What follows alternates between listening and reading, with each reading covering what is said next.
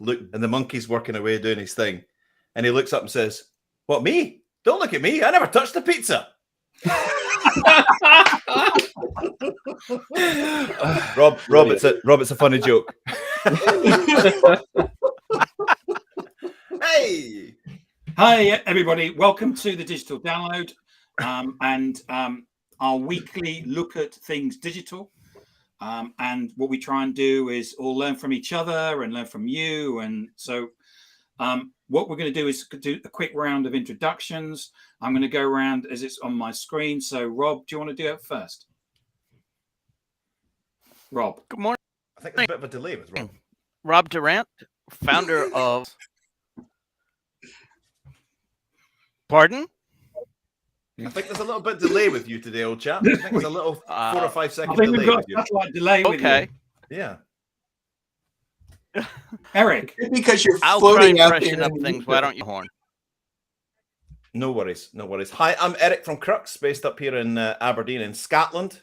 And yeah, absolutely. We're partnered with DLA Ignite. And Tara. Hello, I'm Tara Argo, and I'm based in Norman, Oklahoma, right in the central part of the United States. Yay! Yeah. And it's really hot here for those that are interested. This is your first interested. panel session, isn't it, Tara? Hi, it's my first one. Mm-hmm. Big time. Good morning, everyone. I'm Linwood Ross, founder and CEO of Accelerate, partner of DLA Ignite, based just outside of New York City. Ooh. And Adam. I was only joking. I'm not really lagging. I actually thought you were frozen. You've got me then. Hi, I'm Adam. I'm Tim's business partner and co-founder of DLA Ignite. So today we want to take your questions, and we've actually put out a request on Wednesday of this week. If you've got any requests around leadership or digital, anything like that, happy to take those. Before we do that, Eric's going to tell us a little story that he's picked up on the week. So Eric, go ahead and do that. Yeah, thank you. So I just wanted to share the story about Kabane Lame, or as he's better known, Kabe by his nickname. Hi, Beth. Good to see you. Can I share my screen? Can I do that? Is that a thing? Let me see. Kabane Lame. This is the story, right? Before I go and share my screen. Early 20s. He was born in Senegal.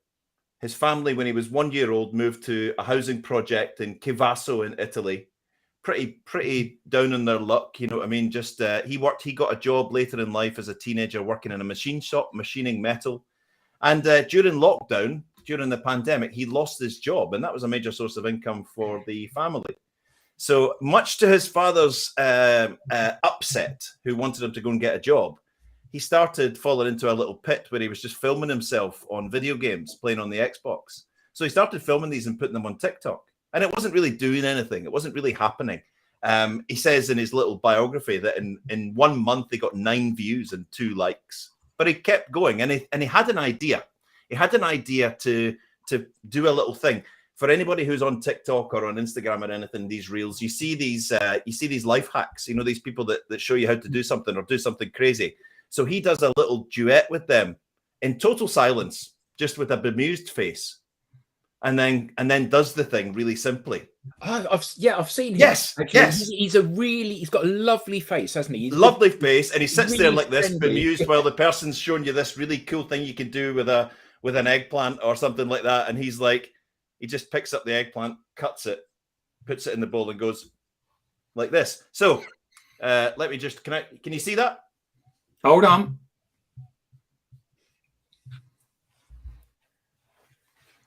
We got Yeah, it? we can now. Yeah.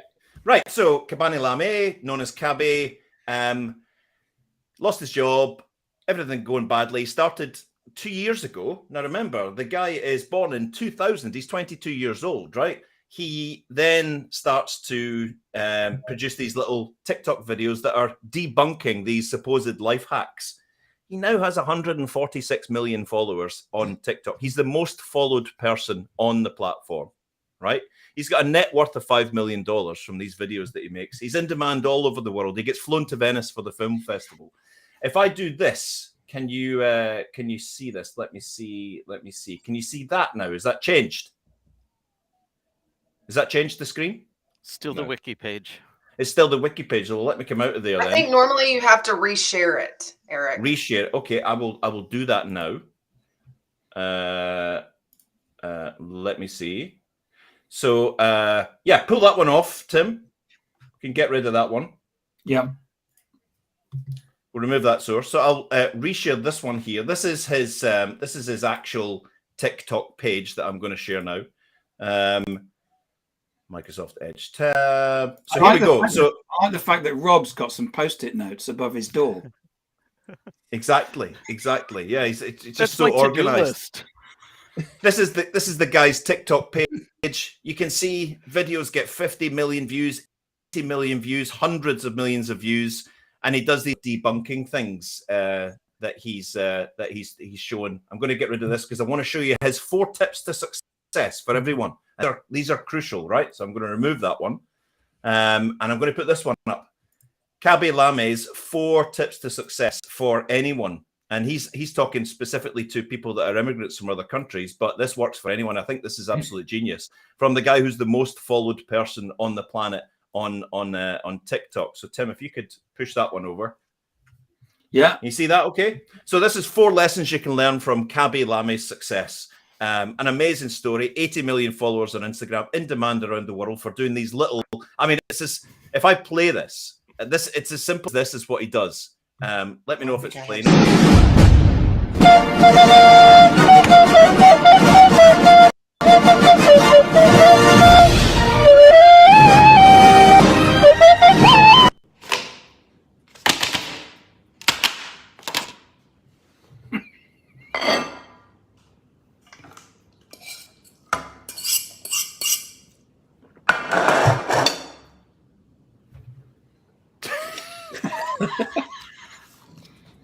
He does. That's what he does. Now he puts his success down to the fact that he doesn't speak at all. So it goes across the world. Everyone enjoys videos. He speaks Italian and he speaks Senegalese. So these are his 4 tips to success for international students. Simplicity is a vital ingredient to success. There's nothing fancy about what he does. He almost represents authenticity over production. He says, I think it's very appealing to scale to people that this feeling of someone's not trying too hard. It feels authentic. Keep it super simple. Self-confidence is a superpower. When he started posting TikTok videos, only 2 people watched him, his father and his neighbor. In 1 month, I got 9 views and 2 subscribers. But he just kept on and he found his little niche, debunking these things. That one there's a guy showing you how to hacksaw through a DVD player to get a DVD in, and he just takes the DVD and puts it in the machine and then goes like that. Third one, you don't need an expensive setup to be successful. He has built this empire, this global social media empire and all this following with a phone. 146 million followers, $5 million net worth. You don't need an expensive setup to be successful. And the last one's really nice as well. Always have someone who has your back. His Regio Alessandro, his manager, is there for him all the time and helps him out with something. And he saw that there was something in this guy and just told him to keep following this. So just as a reminder, simplicity is a vital ingredient to success. Keep it simple. Self-confidence is a superpower. Just, he was quite self-conscious when he first did it, but he got into it and he thought, right, I'm just going to do my thing. I'm going to do my thing. I'm going to do my thing. You don't need an expensive setup and have someone that has your back. So I just wanted wanted to share that story in case you didn't know about him. Most people in the world do know about him, but he's incredible and he's so humble. He's so thankful, and he says, "I'm just never going to stop. I'm just going to keep doing it." Wonderful, brilliant. Great story. Great. Sorry story. for blowing your ears off with the spaghetti video. So just a reminder, today we're taking people's questions. We put out a post on Wednesday asking for questions. So we've actually got some already, but we're looking for some questions coming in from the audience today. I see that Mark has posted one already, which is interesting. What do you do when most people in leadership roles don't actually understand that they are actually a leader? I don't know if you've got this from, if there's a slight bit of cynicism here, Mark, but anyone like to pick this up? Managing up is difficult, but you need to be very clear on what is expected of you and what you expect from them being the leader that you're reporting to. But don't expect too much either. You know, you may need to have your resume ready. Well, Karen Brady did a great post this week about exactly that. And she said there's a big difference between management and leadership. Yep. And she said she described it, and I'm paraphrasing here. She described it as managers are very good at helping to empower people and ensuring that things have a process and things get done and all of that. Leadership, she said, you may find that you are the only person that has the vision, and your job as leader is to get other people to follow you to help make that vision a reality. And I think that often the two are confused, aren't they? You know, there are some great leaders out there, but a lot of the people that take those leadership positions are good at doing things, but it's almost as if they're treading water almost. You know, there isn't any real direction of travel. We see that again and again in large organizations where the focus isn't, you know, Apple would be a great example of this. It had incredibly visionary leadership when it had Steve Jobs. And since then, it's been a very well managed, very effective, very profitable company. But actually nothing new's coming out, is it? I've seen it before where the old strength in numbers and the villagers coming together, if it's that bad and there is like an udderless leadership cycle going on, I've seen it where, and it's not going to work in every organization, where a couple of people have got together, garnered a little bit of lobbying and politicizing, and actually gone with a very humble approach to say, can we just have a chat, please? Can we have a chat? And that particular person was flabbergasted because they were a leader that was also a manager. He had manager things to do and was getting lost in the management, the leadership. The company felt udderless, and he didn't realize. And when this group came and said, listen, we're only saying this because we care. We need some leadership around here because the wheels are getting wobbly and there's things falling off the bus, and we need some leadership there. That changed the whole cultural dynamic. It's not going to work everywhere, but I think there is power in actually hitting it head on and going in and sitting down and saying, we're not saying we're all quitting or that you should leave, but we need to do things differently if we're going to survive today. Mm. I've been on boards where we've always had a discussion about leadership or management, and the classic is that people will say, well, the salespeople need to be doing, I don't know, 5 or 10 meetings or whatever it is per week, and so no, we're the leadership team. It's the managers that have to measure whether the salespeople are doing what they're doing. This is about leadership, and there's a big difference in the two.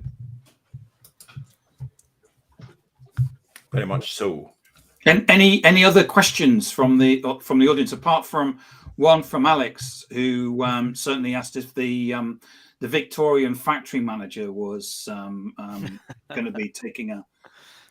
He's always present and present in all of us, but he's very small. He's very small these days. His voice is very quiet. What's that? What's that? No, back in your box.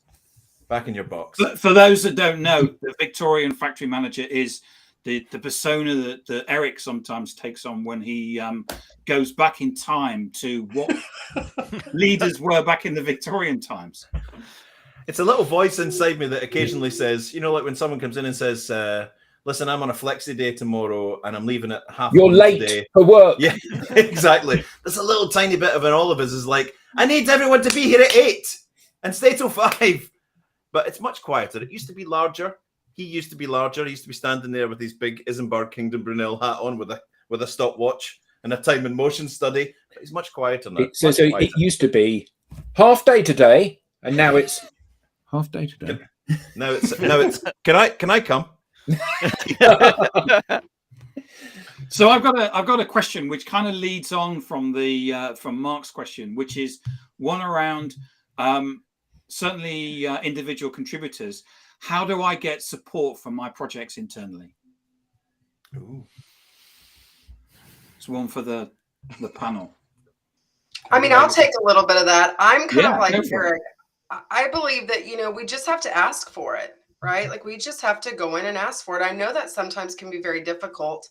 But that's really the way to move forward, is just to go in and ask. I mean, they can say one way or another, right? But if we don't ask, we're never going to know. Yeah, and I think just adding on to that, in your ask, make your ask compelling. Get the data, Right. get the evidence in there, get the studies. Beat the issue with dates. Numbers early speak engagement. Volumes. Numbers, Especially speak if those volumes. numbers start with dollar signs. Yeah. If you can justify the cost to revenue or anything that relates to money, you're more likely to get them convinced. Do your homework. Do your homework and present a compelling case, evidence, just drenched in evidence that makes it so compelling that not doing it is going to seem rather foolish. And giving people some degree of ownership of it. If this is your project, Eric, I have no interest in it. If this is our project, I potentially have a lot more interest in it. So helping to take people on that journey, I think. But what a great point from Tara. Just ask. Don't sit and wonder or worry. Just get in. The thing is that the thing about leadership is that you can't be the person that has all the answers. Correct. And the moment that you're a leader, you move away from the coalface. And therefore, you're in a situation where you may not be knowing about the things that are going on a day-to-day basis. And therefore, when someone comes to you and says, I think we need this, and here's the business case for it, isn't that just that's what we want? We don't want the person to come to us and say, there's a problem. What we want is someone to come to us and say, here's a solution. Then depending on how big your initiative is, the first thing I would say is that you need to start small with whatever it is that you're wanting to do. The second thing you need to do is use your own social capital within the organization to try to cull some resources, recognizing that you actually want to be pretty quiet about a new initiative, because almost any place in the organization, you're going to encounter some resistance to whatever it is that you're attempting to do. So until you can demonstrate some success, you want to be, pretty quiet and keep things pretty tight in terms of what you're working on until you can demonstrate some success. Because once you can demonstrate success, then you'll be able to get others to join, and you'll be able to grow your initiative from there. So always remember, it doesn't matter how great you think it is, it doesn't matter what the numbers look like, somebody in the organization is going to resist your attempt to change the way things are. And that's a good point. Anybody ever worked on the data, presented the case, got all the compelling argument about how it's going to make lives easier, as Robert says, how it's going to enhance the organization, it's going to take roadblocks out of their processes, and it's going to make us more attractive in the market. And anybody ever heard that idea being fed back as the CEO's idea at a meeting? Yes. I've heard it come out I of have. your mouth and then get repeated. I have a vision that I see this as the fundamental, going to change the way we work. And you're sitting there like that. Do you know? Do you? Amazing. I worked with somebody who stole the whole of the team's ideas and presented them as himself, and then he turned around and said to the team, "Why don't you come up with any ideas anymore?" Eric, there's a video in that. There is, isn't there? John and Jason and Jamie. Go ahead, Tara. Oh, no, I was just going to add something to this. So when I would set up my committee table, I had, executives and leaders from all different parts of the oil and gas industry here in the state of Oklahoma. And when we would sit together, I would often, before I would go into that, if I was going to present something, I would think about how it was going to benefit each one of them. And I would present it in a way that was compelling to each one of them so that they would buy into it. But I literally very strategically placed myself in a way that I could do that before I ever walked in there, because I knew each one of them sitting at my table was very, very different. And they were all very interested in different things, whether they were upstream, downstream, midstream, whatever it was. We had different things. So I would just go in strategically before I ever, and maybe that was a good thing or not, but I'll tell you, it allowed me to learn to sit at the table with a lot of people that were totally not like me. That you're actually touching on a point that's really important. This is actually a rule of thumb that you can use when you're trying to do anything in any kind of organization. I learned this actually from Greg Sattel, who's a transformation expert. In any meeting, whenever you present an idea, you want to make sure that you're in the majority, so that a majority of people already agree with you or already want to go that route. Because if you're not in the majority, you'll get shut down very quickly. So you want to orchestrate majorities when you're trying to initiate change in an organization. Does that mean you go to lots of people before the meeting? So you're actually having meetings? Yeah, whatever you need to do to make sure that when that meeting comes together. So if you can only find one other person to join with you in your idea, your next meeting is a meeting of 3. Because you got to be in the majority at every step of your journey.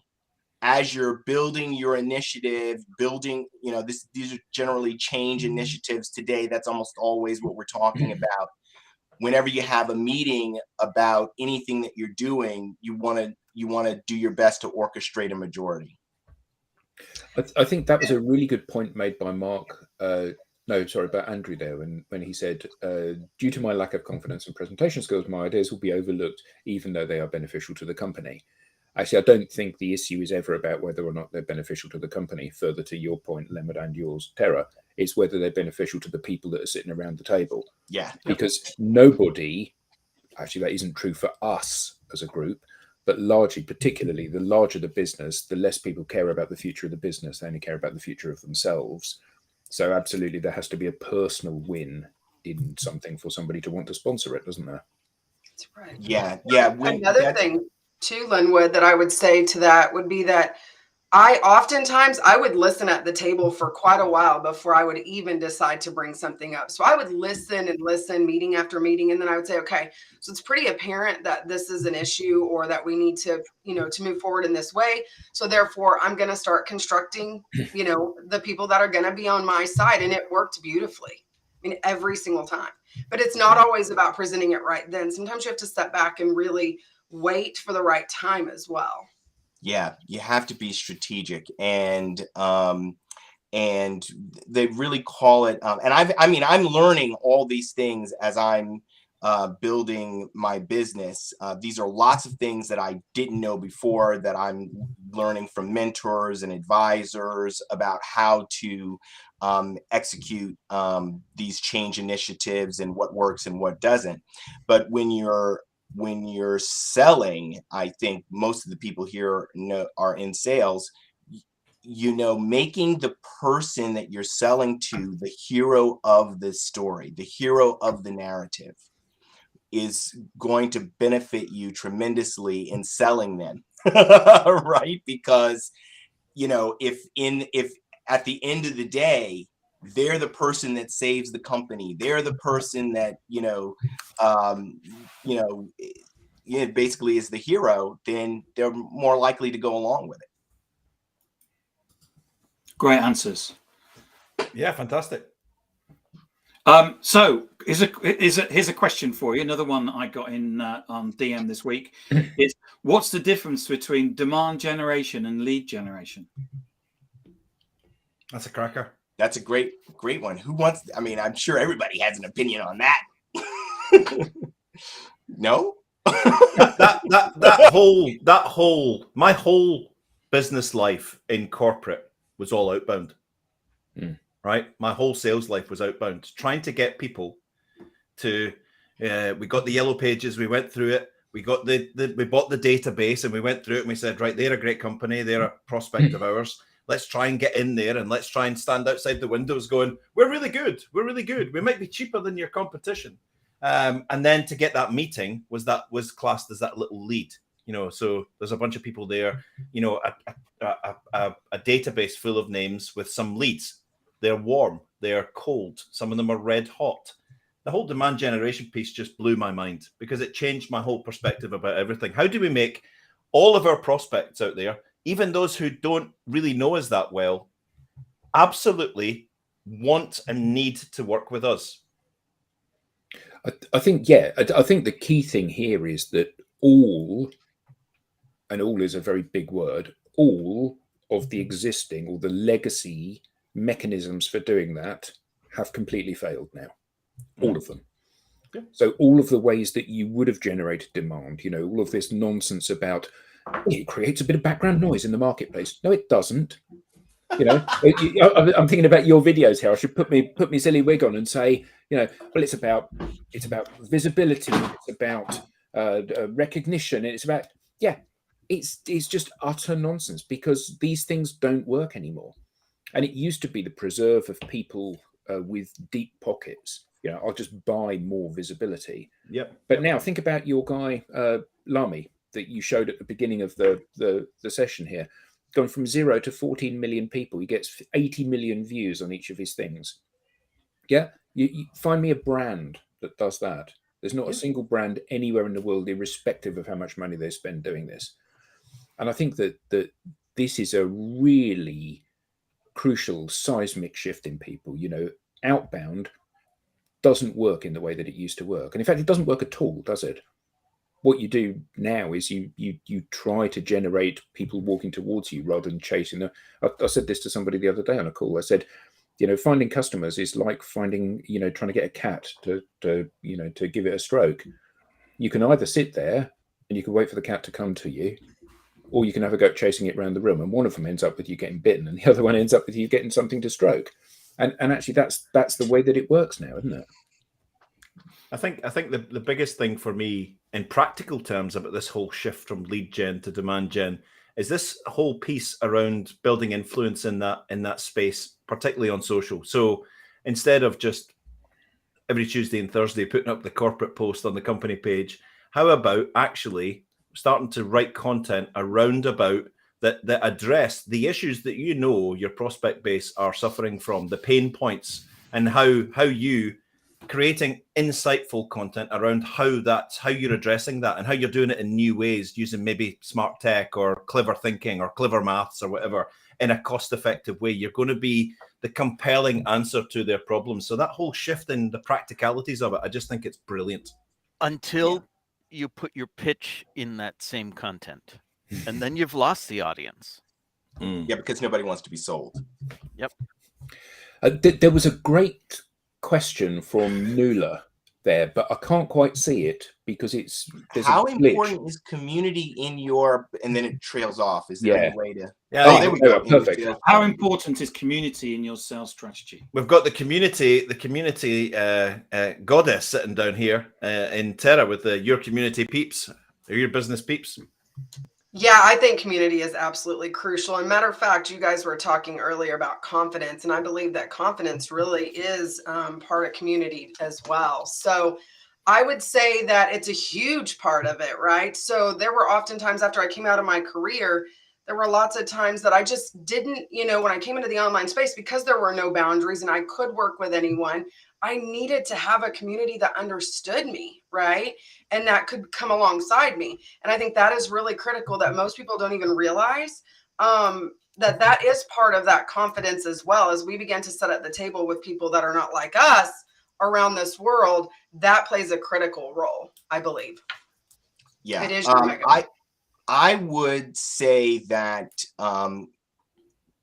if you're looking to build your business through LinkedIn in particular, that's my focus. But I think it's true of all social media, but I haven't really studied as much as I've studied it on LinkedIn.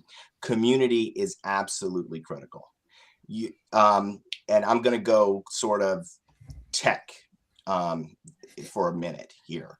The way that demand generation works on this particular type of technology is to basically push out content, right, based on the amount of engagement that you're receiving. Okay. Now, if you're a person that is trying to get the viral post and you're posting things that aren't particularly useful, it's going to be very challenging for you to build a community around that. Community is about people engaging not just with your content, but with each other in conversations, and doing using a particular kind of methodology. Create something called, forgive me for this, create something called a growth loop. And a growth loop works just like compounding interest. And that's why you want it, because you do the same thing consistently over time and it continues to return to you something more. That's why we love compounding interest, right? And when your content is like really not very good, it's not thought-provoking, it's not offering any value to your audience, that's like putting ones and fives in your compounding interest machine. But when your content is really good, it's really thought-provoking, people are really engaging, that's like putting honeys in there, the Benjamins, every day. Okay, and that's going to yield much more. Just quickly, I'm just trying to keep it, I'm keeping it dollars and cents, right? The so the Benjamins is what I'm talking about. The difference. Benjos, man, the Benjos. Yeah. What denomination is a Benjamin? Oh, I'm sorry, I'm talking U.S. Yeah, That's the Queens I thought it was Cockney rhyming slang. Well, when he said a growth loop, I thought it sounded quite Franklin, painful. It rhymed with something, and I was trying to work out what it rhymed with. yeah. So Anyway, that's the 10. importance of community. It's tremendously important, and I have looked at. This is really top of mind for me because I'm going out to investors to got to be able to explain this stuff. But I have looked at numerous tools that are used, that are offered out there, whether it's Duck Soup or any number of tools, and none of them accomplishes this growth loop. Because No. you can buy an audience, you have to earn a community. Yeah. You have to earn it. You can buy an audience. We can all do it. We can all go and buy the scraping tool and get woohoo 50,000 followers. But the big difference, earning that community is absolutely. If you'd come to me in 2017 though, and this is the point that I feel as if I relate to the average company leader in my sector. If you come to me in 2017 and said, "Hi, I'd like to talk to you about social media," first of all, I would have sent you out the office. No thanks, I'm not interested.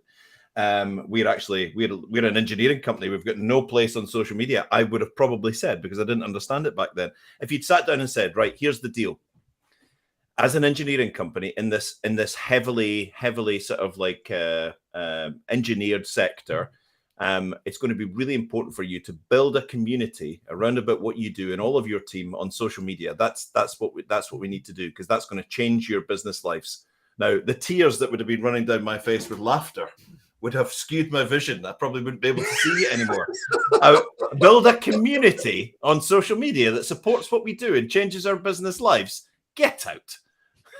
Victorian factory manager would have been loud and proud.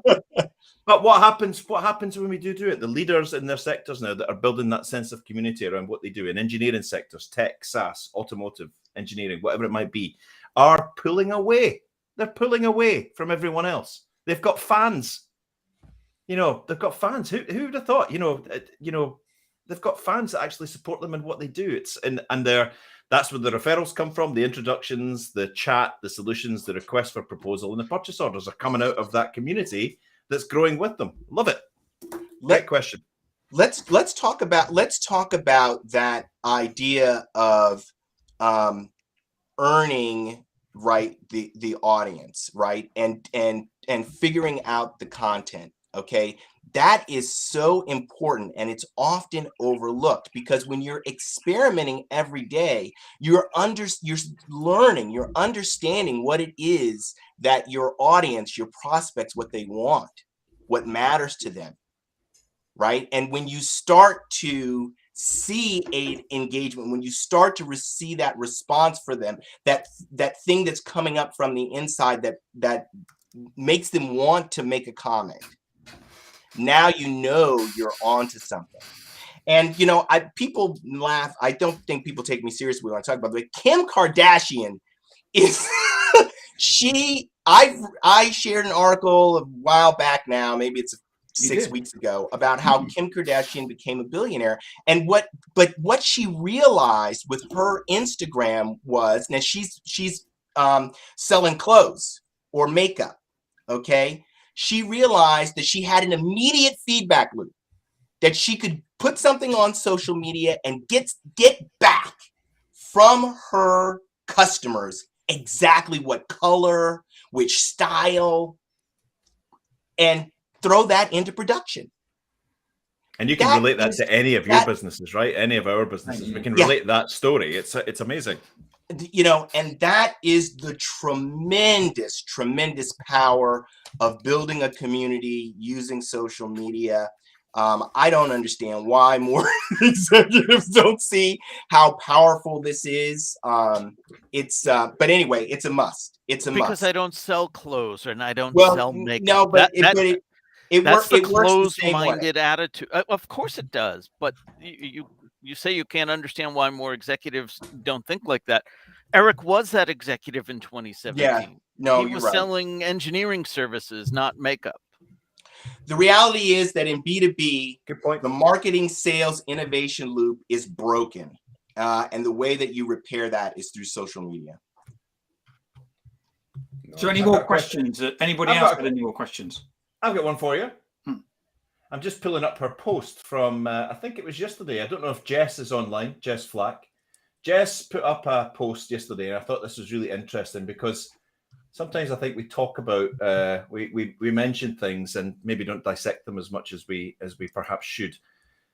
Great point, Vanessa. Absolutely. Absolutely. So Jess Flack posted yesterday, and this is very brave. I want to be an influencer. Right? I want to be an influencer. She said, but not in the way you might think. It's a lovely post.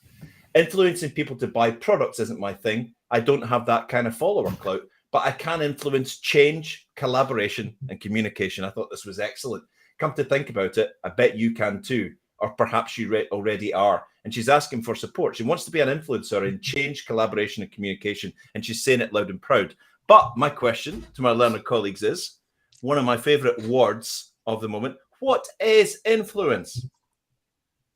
And to our brilliant community here today, what is your take on influence? Now, Jess is saying, I want to influence, but not in the way, I don't want to be like, selling makeup and sneakers and all of that. And it's not all about a massive follower count and daft selfie content and all of that. She wants to influence people to change, collaborate, and communicate. But what is influence? But we all have influence, don't we? I don't mean we all, people on the call. I mean, everybody does. Whether that's Kim Kardashian and it's 50 million people, or whether it's, your... Should I go and see the latest Top Gun film? Yeah. Or it's your 3-year-old that influences you to buy them another ice cream. Everybody has influence. And actually, I think that the challenge that most people have is that they don't know. And obviously, Jess's comment, absolutely, she's articulating what she wants to be known as being influential for. Most people haven't gone through that thought process. So, I want more followers. Why? I want more influence. Why? What do you want to be famous for? What do you want to be known for? And if you haven't got that lined up, you can't dress yourself and speak in an appropriate manner to generate the influence in the areas that you want. And the reality is, if you've got 1 million followers, but you can't pick them up and send them to your shop, there's no point in having 1 million followers. So you have to be able to mobilize them to take action, either action to spend money with you or action to change, like Jess is looking for, or action to believe something else that they don't currently believe. And I think that's a journey that we're all on. And the idea of building influence is about building that credibility and building that regularity. You're not going to be influential if you publish one thing a month about something which is roughly about what you want to be influential for. You have to say, this is what I'm going for. So I'm going to publish really regularly, really targeted stuff about this topic, so people make the connection in their own mind between what I'm talking about and what I want to be known for. We all have influence, lowercase I. We've all shared, I saw this movie, and that might influence whether or not someone else sees it. Influence, capital I, is the intent to drive a behavior change. Yes. The intent to influence somebody to take the action you want them to take, whether that's for commercial ends or you're looking to drive more energy around a cause, a charity, whatever the case may be. Capital I influence is about intent, really doing influencing intentionally. Or unintentionally. You know, I remember Yeah, I when suppose. Kylie Jenner, and we used this as a case in one of our talks, when Kylie Jenner said, "I'm so over Snapchat," when they changed their interface and wiped $4 billion off the market capitalization of the company because of that. Now, you might say, "You're Kylie Jenner. What does she know? You know, she's not a business person. You know, she's she's one of these vacuous, pretty people that get sponsored by Louis Vuitton and whatever." Well, if Just I like in my yourself, sorry, just like yourself. very kind of you to say so. Sponsored by Superdry. That's closer to the mark than you would know. But my point is that you know, all of us together, aggregated, our entire lives, we will not have as much influence on commerce as that one comment that she tweeted. Indeed. And I think that's the point here. The point is that the proof of the pudding is in the eating. People set themselves up as being influential, but they haven't created enough traction to actually be able to get people to change their behaviors. And like you said, you know, whether that's changing behavior to come and spend money with you, or to do something differently or act differently, that's where the art comes, isn't it? And just a side note to one of our listeners today, Suzanne Todd, you've got more influence than you'll ever believe. And keep doing what you're doing. You're doing a great job. Absolutely. And lots of people are listening and lots of people are watching. Absolutely. But don't you just love how this whole influence thing is getting down to the very, like, this, it used to be people influenced you to go and, you know, go on a particular holiday or go to a particular show or whatever. But I love the way it's actually down in the finer wires of our lives. If Tara goes to book an Uber or a Lyft and she looks on the cars and one review says, this guy's really good, he gives away cold water and mints and he's a really safe driver. And the other one says, well, this guy's a bit smelly and he drives too fast and his car's a bit sort of broken and banged up. I'm going to be influenced to go with the other guy. But that's people and humans that have influenced me to do that. If I go to a new city or a town and I look at a total stranger has influenced you, yes. Total stranger and a group of comments from the world are now influencing my decision. If I go to book an apartment in a new city and one says, I think the spy cams in this one, there's just something weird about this apartment on Airbnb, or the other one is absolutely fantastic, it's close to town, it's really safe, the owners are great, I'm influenced in my decision. This whole thing about influence and through social media and through social support, the ability now to influence other human beings' decisions is, even Netflix influences me. Hi, Eric. Welcome back. People in your area are watching this. Do you want to watch the same thing? Oh, yeah, I'll watch the same thing as everyone else. Yeah. You know, this is, I mean, one of the things that, you know, really is just stirs inside of me that, you know, motivates me on a daily basis, right, is this idea that for so long, so many people have been sleepwalking through life because they feel powerless to do anything, to change anything around them. But today, because of social media, with some commitment and a desire to make a change, a willingness to learn and grow, you can make a difference. You can make a difference. Like Larry, the Uber driver, he made an impression on Vanessa, didn't he? He really did. Yeah. Yeah, and that's unfortunate for Larry. You know, but anyway, so that's what I would say, you know, to people. And Lynn, and actually to say that though, I would even say that some people don't know that other things exist, hence what happened to me, right? So I grew up in rural Oklahoma. I had no idea that this online space existed. Then I discovered it at the beginning of the pandemic, and I thought, oh my gosh, you mean I can work with anyone? There's zero boundaries. This is the most incredible thing I've ever experienced. But growing up, you know, you're taught to go to college, get a degree, work in corporate America. Like, that's life. And I was at the point that I was like, this can't be all there is to life. But so many people, they've never been exposed to something, they're never going to try it, right? So Right. I did that in Oklahoma a lot for kids. I said, the more I can expose them to stuff, the better their chances are, right? This is the thing, there's a sea change has occurred as a result of this to technology. So, I grew up the exact same way, thinking that you had to go this certain route and do this certain thing, and you weren't, or otherwise you wouldn't get exposed. Because I've always wanted to deal internationally. And, when I was coming up, the way to do that is you had to become like an international lawyer, or you had to do, that would be kind of the only way that you could get to. But, in the last couple of years, my international exposure has, I don't even know what the statistics are. So you can do that today. So what we have to do now is really evangelize. We have to get out there and let people know, tell them, show them, so that they can kind of come out of it. I think that social media and remote work, I'm speaking for the United States. I don't know that much about what's going all around, but it just might save this country. It just might save this country, because people in the middle have been lost. But That sounded like a Gordon Gekko speech there. Yeah, It did. Lenwood, did you adhere to the only 2 coffees for Lenwood before the download rule? Did you? Truthfully, did you have that third one? Well, we got onto what, and then I got up on my soapbox. Brilliant. So I get there's a question here that I've had about influence, which is kind of similar to this, which is, our competitors are building influence within our prospect based on social. We are not. How do we turn that around? A deep and meaningful conversation to start with. Proper in the room, sit down, some hard mirror gazing, and some proper warts and all chats with the management team and the leaders in the business. So right. Without buy-in, everything else after that is useless without buy-in. Yeah, totally. So let's say they get that buy-in. What's the next step?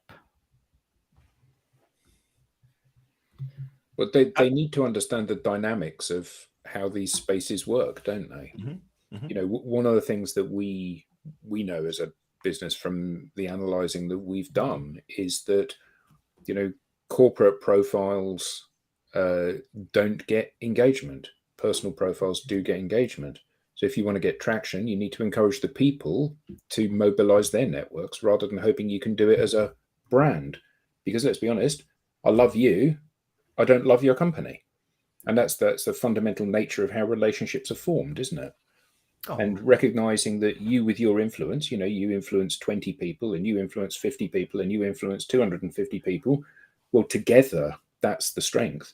And within an organization, if everybody is being themselves, engaging their audience, maximizing the amount of influence and recognition that they have, and by default, the business they work for has, that's the most effective route to market. And we've never seen that not proven. What I'm hearing there is the brochure has to come from my post, not my reposting of the corporate post. Yeah, even the word brochure is a nasty word, isn't it? It's like a profanity almost these days. I'm just glad Priscilla's not here. The words trifold brochure are banned at Little Word. But I think for me that question has to be, and this is it might sound disrespectful what I'm going to say, but it's not, because they are absolutely crucial to the success of this. But the board, the conference room full of the board members, need to realize that this is their responsibility, not the marketing team's responsibility to fix this. And I mean that in a very positive sense. This is the board's responsibility. Every single person who's got a shareholding or a desire to lead that company through the future must accept responsibility for this and not just say, well, we'll just get marketing to do a bit of stuff on social or whatever.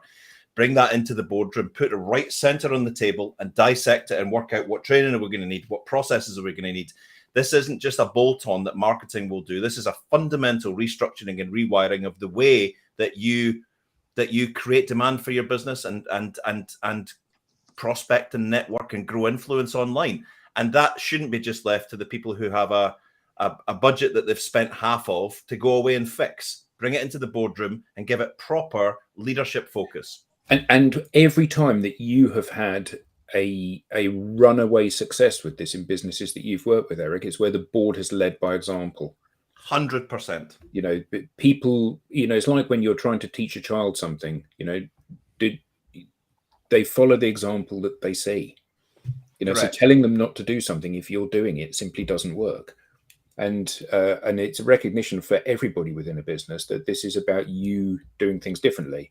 That's you doing things differently, not you doing it. Every person has a role to play in this.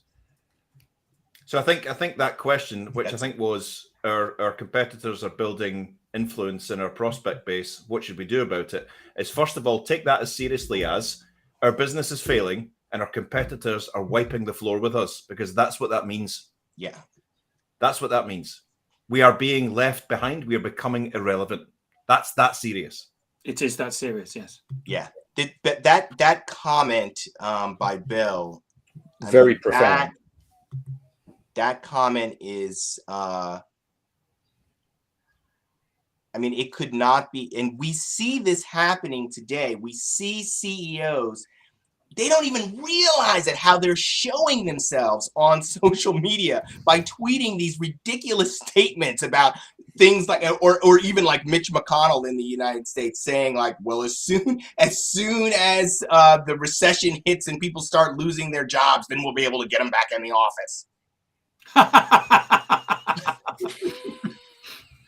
That is the mentality. Did he not say it like that? You'll be coming, you know, CEOs saying you'll be coming back, you'll be groveling back to us for your jobs when the, you know, and wow. I actually responded to a CEO who said that yesterday on Twitter, and I just said, I doubt it.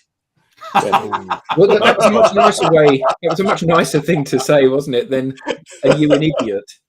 Yeah. Yeah.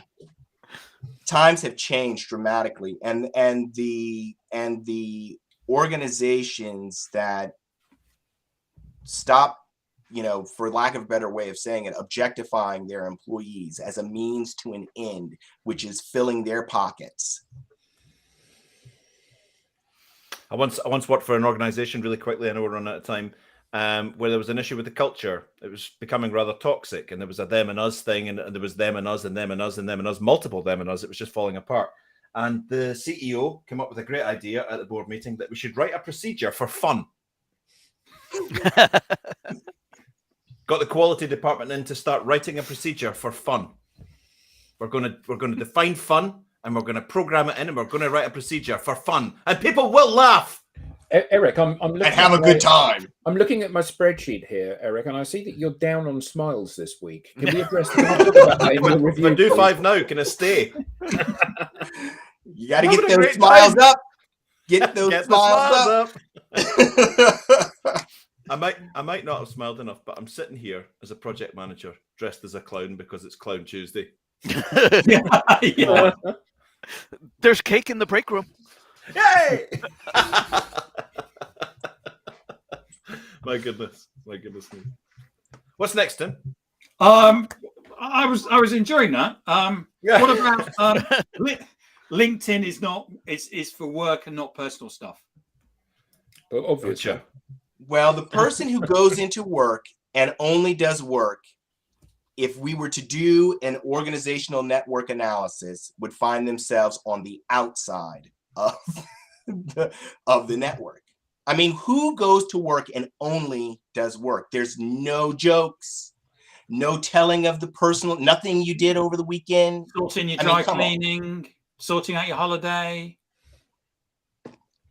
It's just ridiculous. And if we expect people to only show that one side of them, there's something wrong with us, right? Like that didn't even make any sense. Yeah, I mean, we're seeing the, you know, there was a time when we put on our work uniform, and Monday through Friday, we were this work person. And we only showed certain things at work. And then on the weekend, we were like somebody completely different. And I can remember in the early days of Facebook, when kids were showing this party side of them, and everyone was saying, you know, admissions committees and different things. They could see all this stuff on Facebook. Well, the reality is that now applies to, you know, all of it, the whole world. Everybody's on some kind of social media. And we've got to now be integrated people. Integrated people. We can't think that we can be one way in the office and be another way at home, and that's going to fly. We got to remove the masks, be integrated people, and just our whole selves as much as be appropriate. I think there's some things that aren't appropriate. And if you've got any white papers, you can recommend it to Vanessa. She's looking to read some. But that whole, I think, and what we're talking about publicly now is forget this whole my business content and my personal content. Forget it. When you layer the two over each other, the bit in the middle is, as Andrew said, it's all about your life. We produce life content now. It's a mix of our specialisms, our history, our qualifications, our perspectives and thoughts and insights. And that insight includes into what I'm like as a person. And you can make selections based on me as a person. You can make judgments. If you look at my content, you will see inside my life, which includes my specialisms, my interests, my hopes, fears, and desires about the world. You can make a quick judgment about whether you want to know me or whether you don't want to know me. Qualified in and qualified out quickly. It'll be the latter normally, of course. Normally, yeah. Yes, of course. Of course. So I'm just going to put Andrew Slesser's comment up. So tell me if I'm not allowed to do this. No, you are. Absolutely. Yeah. Here. Big time. Andrew doesn't mince his words. Clearly. Over so many video calls. That's great comment, Graham. Yeah, absolutely. There was a video made once on LinkedIn where a new prospect sat down in front of a sales manager at lunch and asked how he was doing and said, "Sorry, I'm late, I got stuck in traffic." And the guy actually physically threw brochures at him and just shouted, "Brochure, buy my stuff." Brochure. And every question he asked, he said, I'm sorry, I don't understand. We haven't even ordered yet. Brochure, buy my stuff. Brochure, buy my stuff. And lots of organizations are just becoming that ridiculous parody of themselves, just throwing meaningless trash at people and hoping that some of it sticks. You can spend a lot of money on a machine that will throw brochures at people. 100%. You can spend a lot of money on a shredder as well.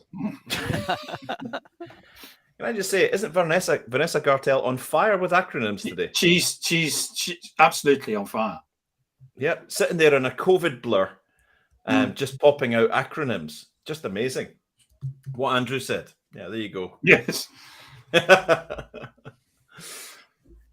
Fantastic. Any other final comments? What you're doing this weekend? Or I'm going to see Heaven 17 tonight.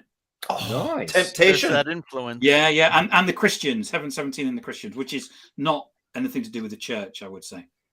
They are a good band, the Christians. Oh, fabulous. Not heard them for years. Yeah, isn't that a Jimi Hendrix song?